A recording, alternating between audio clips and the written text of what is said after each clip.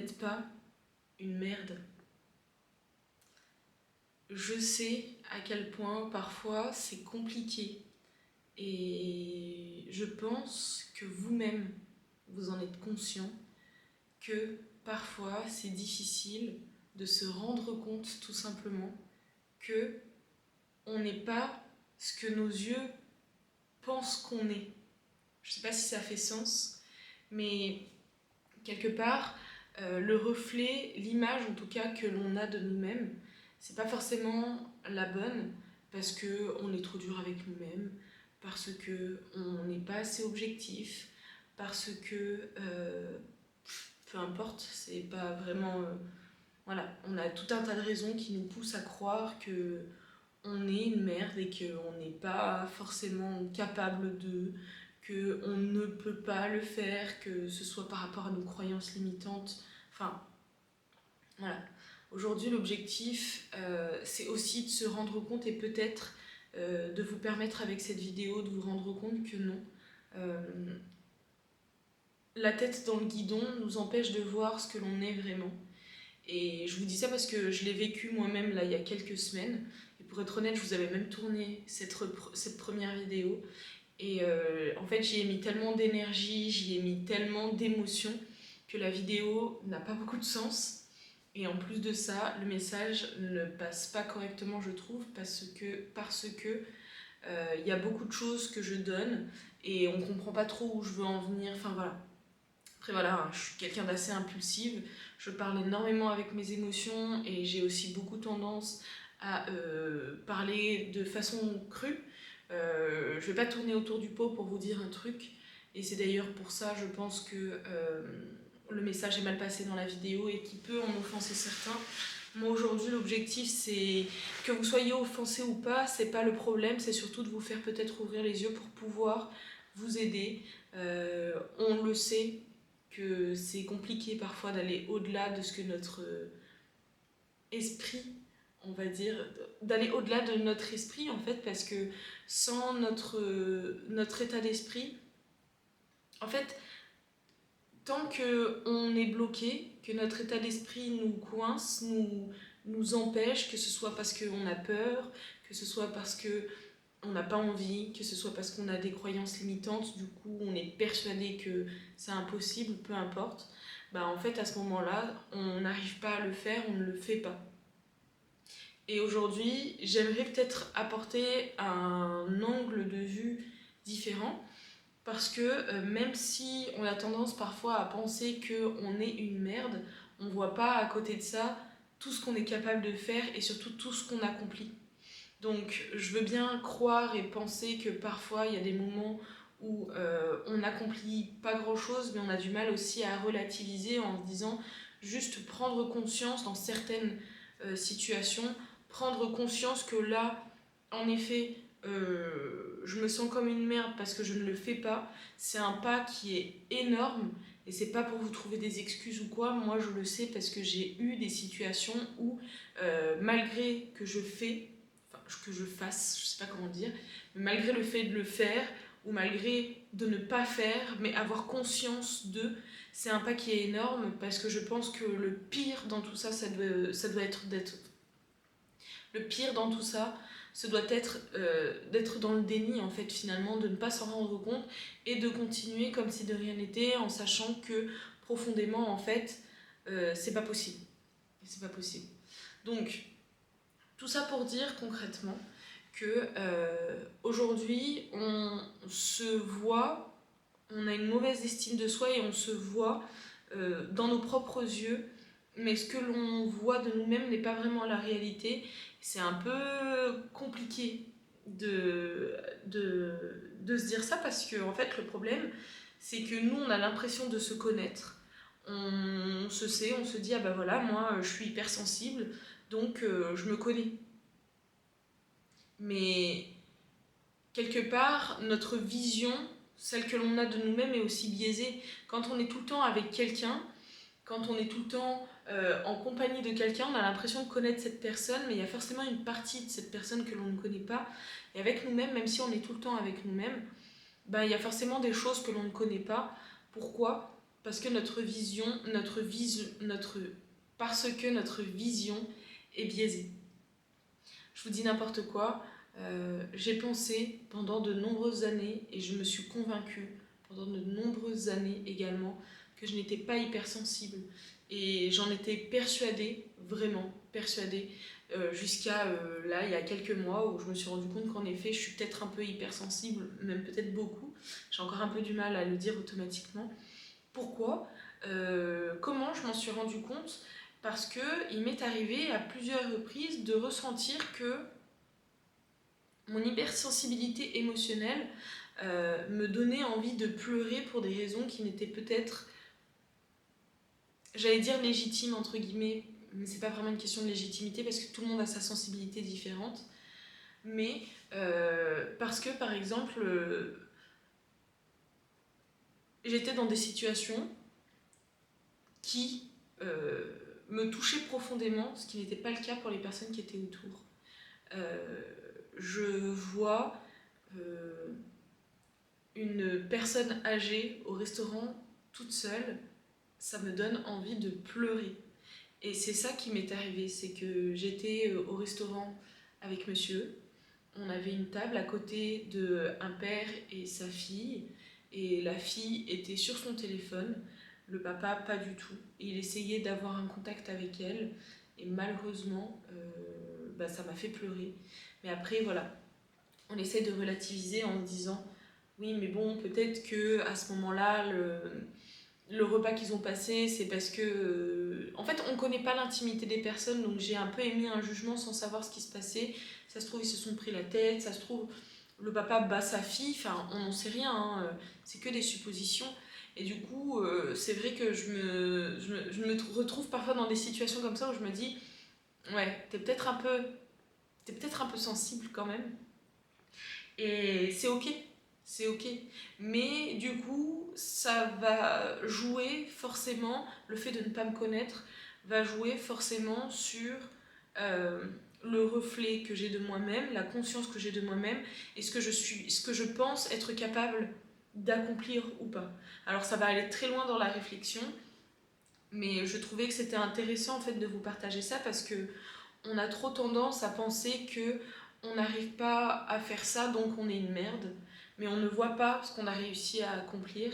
Et parfois dans certaines situations il y a des degrés de action qui seront forcément différentes, parce que si demain on est en dépression, si demain on est je sais pas, peu importe, on va prendre par exemple la dépression, si demain on est en dépression, qu'on se rend compte qu'il faut qu'on aille consulter, mais qu'on n'arrive pas à faire tout ce qu'on est supposé faire, mais qu'on accepte une main tendue, toutes ces choses-là, c'est déjà en fait quelque chose que l'on accomplit quelque part, et pour ça on peut en être fier, parce que surmonter notre état d'esprit quand ça va pas, c'est un truc de ouf. Vraiment, c'est un truc de ouf. Et aujourd'hui, ce qui se passe, c'est qu'on va trop avoir tendance à se concentrer sur ce que l'on n'arrive pas à faire plutôt que ce que l'on a réussi à faire. Et ça nous porte défaut, puisque du coup, on a une vision qui est biaisée de nous. On dit qu'on n'est pas capable alors qu'on a accompli quand même, par exemple, on a une liste de 7 choses à faire, on a réussi à faire les 5. Et ben, il y en a 2 qu'on n'a pas réussi à faire et pourtant on va se sentir comme une merde alors qu'on a réussi à faire les 5 choses de la liste. Oui, il en manque 2, on a réussi à en faire 5. Et peut-être que la solution à ça aussi, c'est de revoir la façon dont on s'organise. Peut-être de prendre conscience de ces choses-là, de se dire, ok, j'ai ça à faire, ça à faire, ça à faire, ça à faire. Et est-ce que c'est peut-être pas trop? Est-ce qu'il faut peut-être pas que ça je le délègue? Ou est-ce qu'il faut peut-être pas que je demande de l'aide pour pouvoir me concentrer, enfin pour n'avoir qu'à me concentrer sur, par exemple, 3 choses sur ces 7. Et ces 3 choses, je sais que je peux y aller à fond. Et ce qui fait que, en fait, en fin de journée, on se sent forcément mieux parce qu'on a réussi à accomplir ces 3 choses plutôt que notre liste interminable là où on ne retient que ce que l'on n'a pas réussi à faire. Et je trouve que c'est hyper important en fait de le faire. je l'ai vécu et je pense que tout le monde l'a vécu, ce moment où on est là, on a plein de choses à faire, on a envie de faire plein de choses, on se motive pour faire plein de choses, on se met la pression pour faire toutes ces choses et on se retrouve avec une liste interminable. On a réussi à faire plus de la moitié de la liste. Parfois, il y a même une chose qu'on n'a pas réussi à faire sur toute cette liste et on arrive à être déçu. On arrive à être déçu parce qu'on n'a pas réussi à tout faire. Mais à quel moment, pourquoi l'état d'esprit humain, pourquoi on n'arrive pas à voir, à prendre conscience de ce que l'on a fait? Je ne comprends pas. Vraiment, c'est un mystère pour moi. Je pense que c'est important d'avoir de la reconnaissance pour soi-même. Il faut essayer d'apprendre à relativiser. Et si de nature, tout le monde fonctionne comme ça, je pense. Donc, c'est un peu compliqué de se dire, il faut se forcer. C'est compliqué, je pense, de dire, il faut se forcer à penser comme ça, comme ça, comme ça. Je pense que ce qui est le mieux, la meilleure chose à faire dans ce genre de situation, c'est probablement, premièrement, de voir sur ce que l'on a à faire, s'il y a des choses qu'on ne peut pas laisser.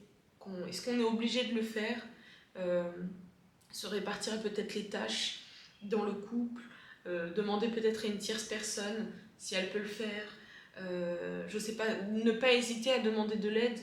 Je fais partie de ces personnes qui ont envie de se débrouiller par elles-mêmes.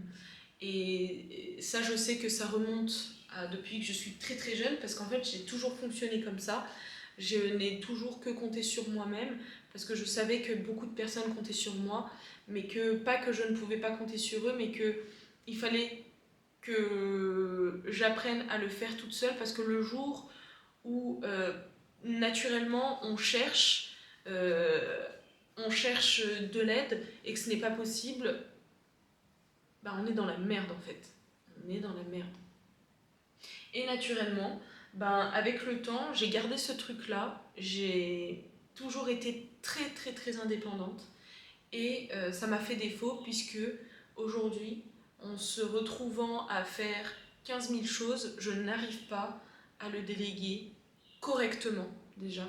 Juste à le déléguer, je n'arrive pas. Et après, je n'arrive pas à le faire correctement. Parce que j'ai tendance à penser que la façon dont je vais le faire, c'est la bonne façon et c'est la seule façon. Alors que pas du tout. Mais du coup, ça va avec ce truc-là de chercher de l'aide. Donc je pense que ça, c'est une chose qui est hyper importante. Il faut essayer de se forcer à trouver de l'aide autre part. Et deuxième chose, si on a du mal à le faire, il faut... après, ça rejoint en fait forcément la première chose. J'allais dire, c'est réduire notre liste. Mais pour réduire notre liste, il y a forcément des choses. Par exemple, si dans notre liste demain, c'est faire à manger, il faut essayer de trouver un moyen pour qu'on fasse à manger quand même, parce que sinon on se nourrit pas, donc c'est compliqué. Ça, on est d'accord. Mais tout ça pour dire que on n'est pas des merdes. C'est juste que parfois, on a envie de tout faire, on doit tout faire, on n'a pas le choix. Et aussi parce qu'on n'ouvre pas les yeux réellement sur ce que l'on a fait, ce que l'on a accompli. C'est ce que je vous disais, même, vraiment, même si vous êtes en dépression, le simple fait de savoir que vous êtes en dépression, d'avoir peut-être pris la décision d'aller consulter, c'est un pas qui est énorme. Ne serait-ce que avoir accepté la main tendue.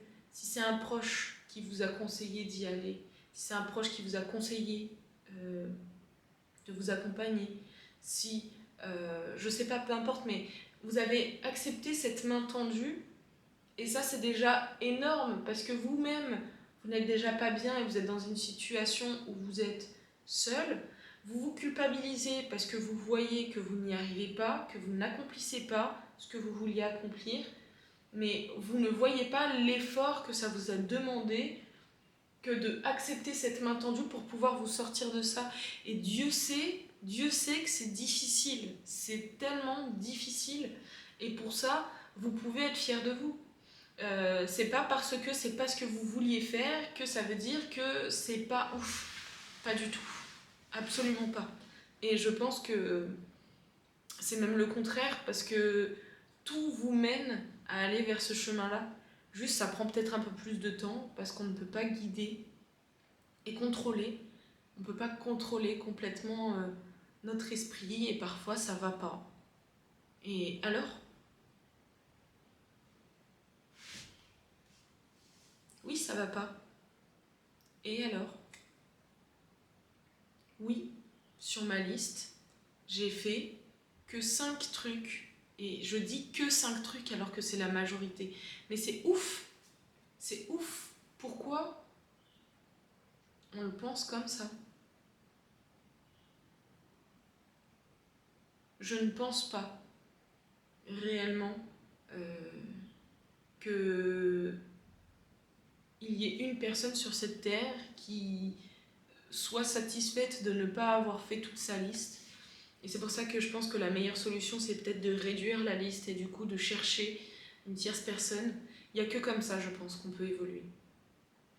On est obligé, on ne peut pas le faire tout seul. On ne peut pas. Je pense pas que ce soit possible. Et voilà, tout ça pour dire que je comprends et que ça me tenait à cœur de vous en parler parce que je l'ai vécu et que d'autres personnes le vivent aussi.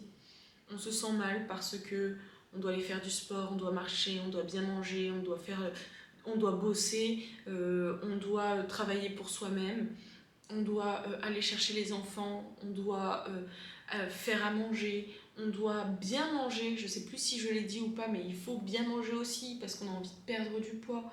À côté de ça, on a aussi envie d'appeler nos proches. On est tout de suite sous l'eau. Il faut faire le ménage, il faut faire tous ces trucs. Rien que d'y penser, t'es angoissé, t'as envie de te mettre dans ton lit. Et c'est normal. Et c'est normal. Mais il y a des solutions à ça. Et je pense honnêtement qu'il n'y a que en réduisant sa liste et du coup en comptant sur d'autres personnes, en apprenant à compter à d'autres personnes, sur d'autres personnes, en apprenant à compter sur quelqu'un d'autre, on parvient à alléger aussi un peu ses épaulettes là. Il faut se libérer du poids. Il le faut. Sinon, on s'en sort pas. C'est impossible. C'est impossible. Bref. Voilà. C'est le petit message que je voulais vous passer. Vous n'êtes pas une merde. Je ne suis pas une merde. Nous ne sommes pas des merdes. C'est juste qu'on n'a pas une vraie vision. On n'a pas une bonne vision de nous-mêmes. Et pour améliorer cette vision, il faut absolument... Je fais l'italienne. Il faut absolument se libérer des tâches parce que parfois, je pense qu'il ne faut pas... En fait, la pression qu'on se donne par rapport à toutes ces tâches, c'est une bonne pression parce que ça nous permet d'accomplir des choses. Ça nous pousse à faire des choses et c'est une excellente chose. Mais c'est comme tout. Quand il y a des extrêmes, malheureusement, c'est pas bon. Donc, si ça en devient maladif, que ça nous fait faire des crises d'angoisse, que on est trop stressé, que ça nous culpabilise, que ça nous fait pas avancer de la bonne façon, il faut trouver une solution. Tout comme si ça ne vous stresse pas du tout. Alors, non, même pas. J'allais dire si ça vous ne... Non, en fait, pas du tout. J'allais vous dire si ça vous stresse pas du tout, il faut vous poser des questions, mais en fait, non. Parce que ça veut dire que vous avez votre équilibre, que vous êtes dans un environnement qui vous convient. Et à ce moment-là, s'il n'y a pas le feu au fait, c'est que vous êtes bien, mais vous avez de la chance. Mais c'est trop bien même. chacun ses objectifs, chacun ses ambitions, chacun son équilibre, surtout. Et il n'y a pas de personne meilleure qu'une autre, en fait. Et je pense qu'une personne est meilleure qu'une autre quand elle a réussi à comprendre ce qu'elle voulait faire et là où elle se sentait bien pour le faire. C'est tout. C'est pas parce que quelqu'un, par exemple, gagne 20 fois plus d'argent qu'une autre personne que il est mieux qu'une personne qui a choisi de rester au SMIC, mais parce qu'elle est profondément heureuse comme ça. C'est chacun son objectif, c'est chacun sa pression, chacun son équilibre. Et tant que personne ne force personne à vouloir faire telle ou telle chose, en fait, qu'est-ce qu'on en a à foutre, en fait? Je vous pose la question, hein, vraiment. Qu'est-ce qu'on en a à faire? On s'en fout. Chacun sa vie. On ne peut pas pousser quelqu'un à faire plus, gagner plus, vivre plus, chercher plus, s'il est bien. S'il n'est pas bien, c'est autre chose. Mais s'il est bien, ça ne nous regarde pas. En fait, ça ne nous regarde juste pas.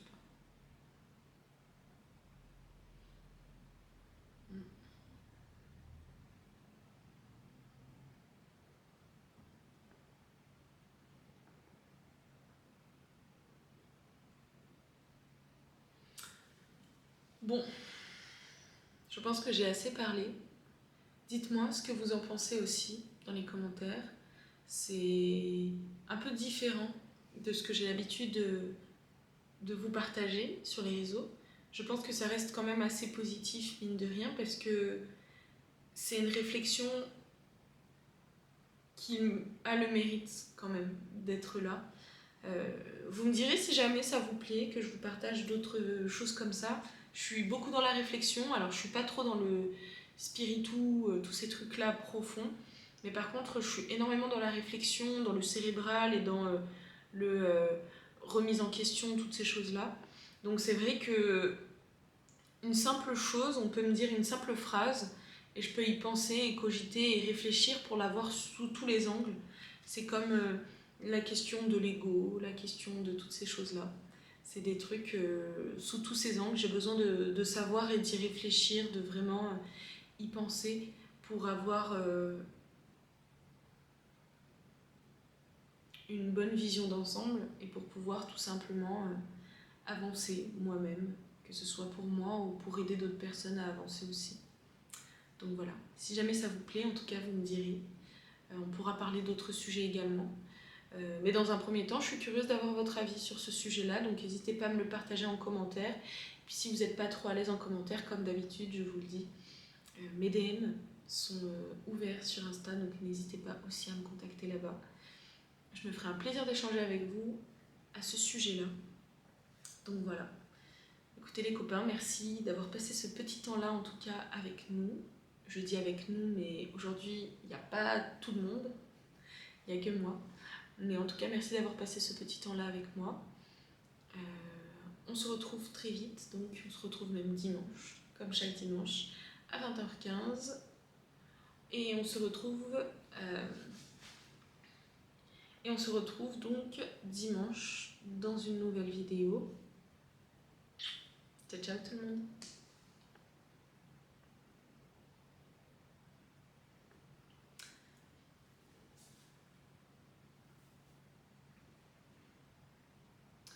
Et du coup,